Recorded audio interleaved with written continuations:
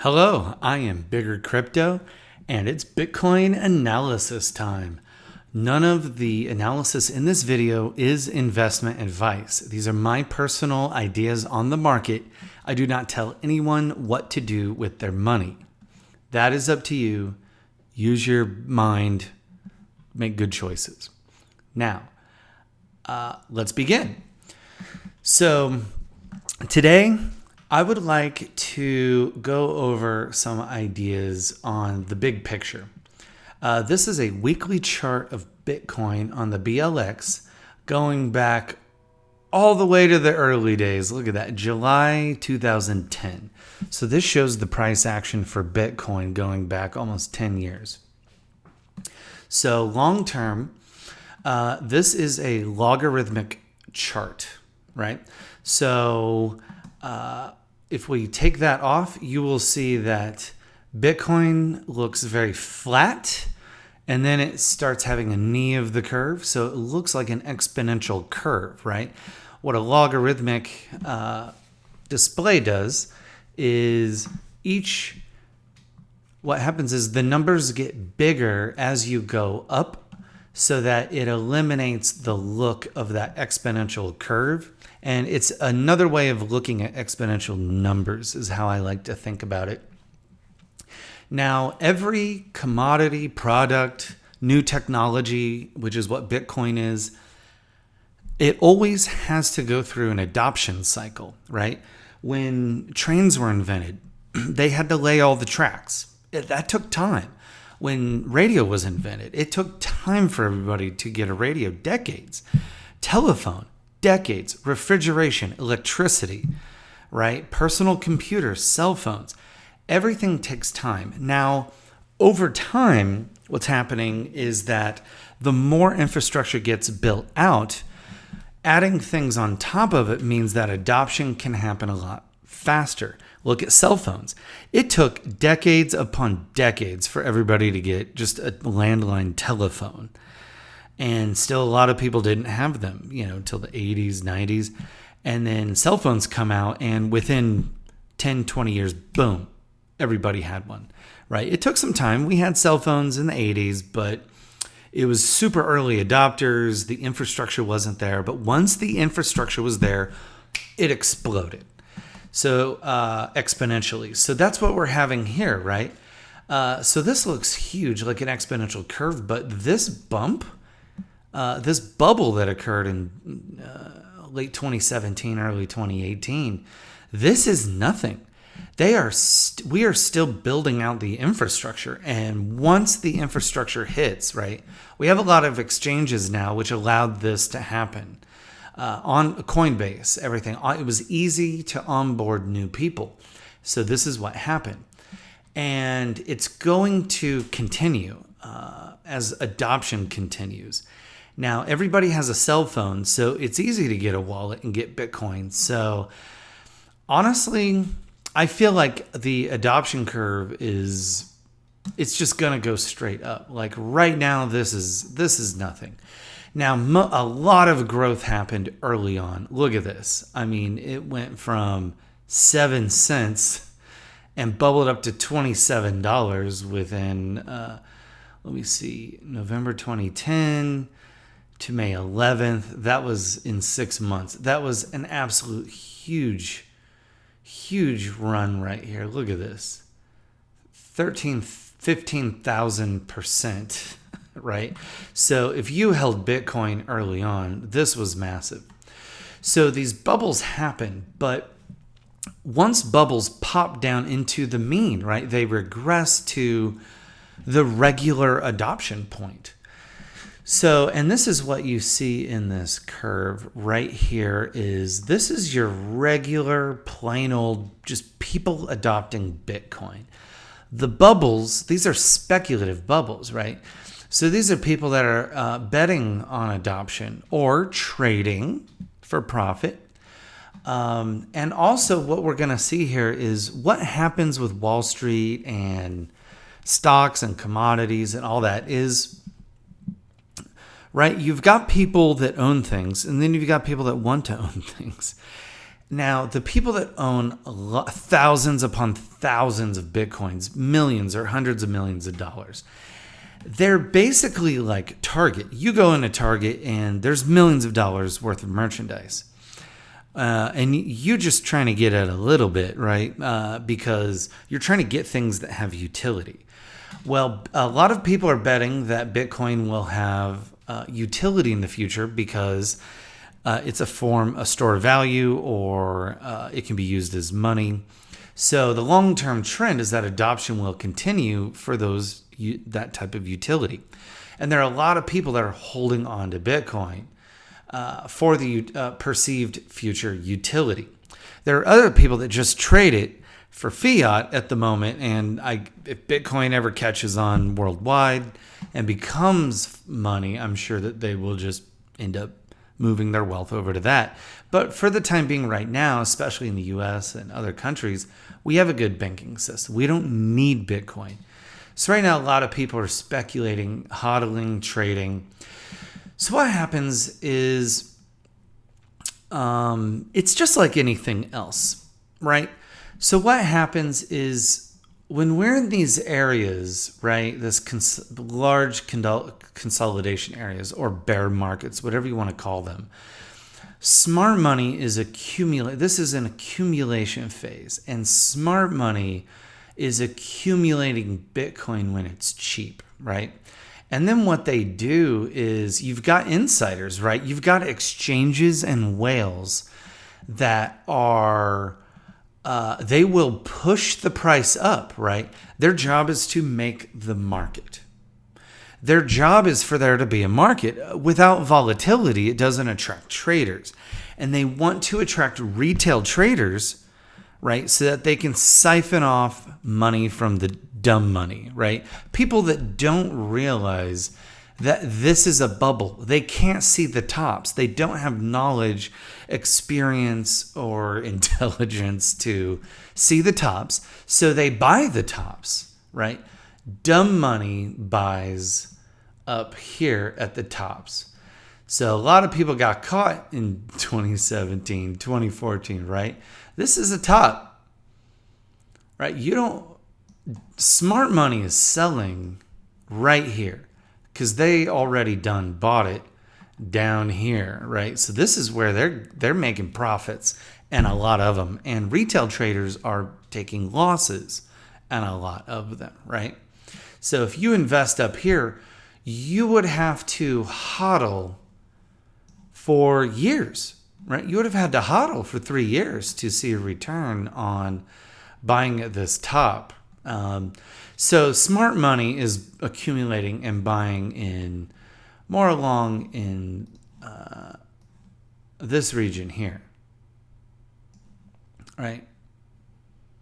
This is their bread and butter right here. So what they do is they fill their warehouse full of thousands and thousands and thousands of Bitcoins, right? And then they sell it at the top.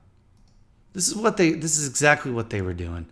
This is what the guys behind the curtain do, right? And that's what these pullbacks are. When you see these little pullbacks, right, in this right here, look, that's profit taking. They're taking risk off the table, taking profits. It goes up. They sell. The market goes down, right? And that's a good thing for them too, because it traps traders who think, oh, is this the top? Is it going to go down? And I remember all through 2016, 2017, I was like, it's in a bubble. It's in a bubble. It's in a bubble.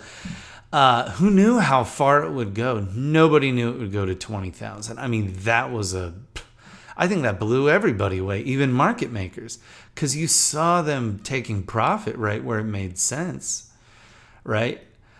These savage fools, they bought it way down here when it was, $200, $300, and they were able to sell it off when it was $700, $800, $1,200, $2,000, $2,500. They took profits at $5,000. They were taking profits at $7,000, $8,000, and of course up at 15, 20,000, right? And the result was these huge swings and huge volatility. And that's what they do. That's what the smart money does. That's the house. That is who we're playing against. The most savvy people on earth. And they're called smart money because they're the insiders. The exchanges know where everybody places their stops, right? And they're trading against you, right? There's different kinds of insiders. You've got your market makers, and love them or hate them, we need them. They make money on razor-thin margins by taking advantage of gaps in the order book, right? The slippage. So in an illiquid market, you're not always going to get the best price. They make money like just little bits at a time, right? But we need them. They place orders on both sides of the order book, and they know how to play you, right? You've got to be careful with these guys. They make the market. They're making the market, right? And they're smarter than you, and they're trying to make profit, and they're trying to suck as much wealth out of the retail traders as possible. That is their job. If you went to go work for them, they employ people to trade against you, to make the market, right? And then they've also got traders that are trading against you. They fill their warehouse full, and then they drive the price up. They fill their warehouse at wholesale levels, just like Walmart buys at wholesale. And then what the insiders do is they drive the price up, right? They will try and create a bubble. They will do tests. They will test the market to see where it goes, what people are willing to buy it, if they're ready to take it higher. And if so, they will spend a lot of money advertising, basically sending signals that we're moving the market up. And they've got a lever, right? They will create FOMO, that fear of missing out, right? And then they will create panic through large buys and large sells. So that's what we're witnessing. We're witnessing large buys as they send it up. They will buy it up, and retail traders FOMO in. They're like, they want to make, everybody wants to get rich, so they take advantage of greed. And they take advantage of that human emotion. It's all it is. It's simpler than you think. So they trade in large time frames because they know that they are going to trap retail traders. They're going to trap them in our emotions, and they're going to try to mess up our game. And our job is to try and not let them do that, to try to understand what they're doing and how to read it on the chart, right? And that is why we do analysis, technical analysis. So you see it right here, right? These bubbles don't come out of nowhere. This is greed. It's speculative bubble. It's not just a bubble. The full name is speculative bubble. And they love it, right? They love it. So this is all accumulation. It blows off. These are little bubbles within a super big bubble, right? All these, you can see all these little bubbles. So they take profits, right? And they ladder their trades. They know exactly what they're doing, and you can see it, right? We've got to study the past. We got to understand how markets work. This happens in all markets across the world, and a lot of retail traders just don't know what the wizard's doing behind the curtain, right? The man behind the curtain. So I'm going to just pull the curtain off. So that we can profit from this. Now they drive it up, and pretty soon they're out of Bitcoins, right? They're out of Bitcoins. So what do? You sell. You drive it down. They sell. They're taking profits all in here. They sell. And then they'll drive it up again, sell, drive it up again. So people get trapped. Retail traders, how many people told their uncle about this, their sister, their aunt, everybody right there. And all these people bought up here. And as the smart money is just selling, right? They just sell, they buy it back up, sell. And so all throughout this, They don't want to let it go right down. They want to trap you in. A lot of people, it goes down. A lot of people short right here. So then the market, the insiders drive it back up, trapping you in a bad trade. You get emotional. You sell off. You sell off. You get out of that bad trade. You exit your short. And now they made money, and tens of thousands of people are getting trapped in bad trades all the time, making bad emotional decisions. And that's why it doesn't just go straight down. Why go straight down when they can make millions and millions and millions or billions just fleecing people through their emotions? And that's why we have to remain emotionless. And one of my mentors, Crypto Kirby, stresses that every day on his channel. He's not messing with you guys. He's not saying it for nothing. This is what he's talking about, right? You have to control your emotions. If you get into a bad trade, let's say you do make a mistake, all right, you can cut it or you can ride it out. The market moves slowly because it wants to get people to not ride it out. And sometimes that's the best thing to do.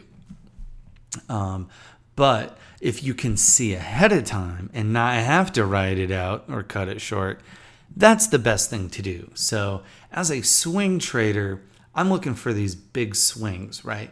And how to identify these big swings? And so that's where technical analysis comes into play. And I hope this is eye-opening and really given kind of the big picture. So it's kind of beautiful. It's kind of beautiful. So their job, so it doesn't happen at regular intervals, and that is to throw retail traders off. So our job, though, is to wait until we see the signals, right? Wait for breakouts, ensure that they're not fake outs, right? So you're not gambling, right? A degenerate gambler is going to. They're going to FOMO in. They're going to buy up here on the top, just pure greed, wanting. They're not going to know when to get out, and they get suckered in, and they're suckers. When they say that there's a sucker born every minute, this is exactly what they're talking about. So it's healthy for the market. The market's growing. Bitcoin is growing. It's still around after 10 years. It is a wonderful technology, and until it lets us down, it's the best thing going right now. So I'm a student of trends, and any technical analyst is. So the trend is obviously upwards, right? Adoption is going to happen. So if you're a long-term hodler, so be it. It's a new technology. It is only 10 years old after all, and one really bad hack could screw up the whole thing. And if Bitcoin goes down, a lot of other altcoin dominoes will fall with it. So it is risky. It's absolutely risky. Anything can happen. So don't put anything in there that you can't lose. Do not gamble with your mortgage money or your rent money, your food money. Don't do it. It needs to be excess, right? It needs to be play money. You cannot risk your necessities because you will make mistakes. They make it easy to do so. But the best thing to do is to simplify it. Be calm, rational, use your prefrontal cortex. Okay. So as you can see, a lot of people got into Bitcoin. A lot of people got out, right? As the volume falls, that's people just getting out of the market. Sellers, right? What they're trying to do is they're getting people to sell out and get out of the market all through here. They want you to do that. It's to get people to sell. They want you to sell out so that they can have all the Bitcoins in this area, right? Right here, smart money was accumulating when everybody was selling, right? They just sucked it all up like a vacuum cleaner. Then they started testing the market, and then boom, look at that. This is an ignition candle. They were testing the market, ready to bring it higher, and this This created so much emotion on the fear and greed index. It's just not even funny. Go back and look at all this. Just bam. I mean, they pulled the lever. I mean, these are the two levers. You can see it, right? Manipulating thousands of people at once. I mean, they are brilliant. Look at this. This is great. God, they know what they're doing, don't they? This is what the insiders do, right? Boom, right? Panic. Boom. FOMO. Textbook. It's textbook. And the market is illiquid enough that huge players, the whales, this is them splashing around, right? And they control the market, man. It's theirs. So we got to watch what they're doing. We got to watch them. So here, look at that. They pumped it up, and then look at all this smart money selling. When all these fools, somebody was buying. Who was buying it, right? We had buyers here. Who was buying it? FOMOing, right? James and Average Joe, the water cooler, like Kirby says, this is where they buy and sell. This is where they buy. And then they panic and they sell down here. It's just... your average person just doesn't have patience. So, all right, now that we've got a overview of how this market works, my next video is going to cover, what might happen, right? We always looking at the right edge of the screen. We cannot tell the future. The market makers can. They know exactly what they're doing. They can move it to a certain extent, right? They can nudge it where they want, and that's what they do. They nudge us, and then we take it even further, right? So they just have to ignite the emotions in people, and they're pretty good at it. So next video, I'm going to talk more about kind of where we're at now, how we got here, and what can happen in the future. Thanks for watching.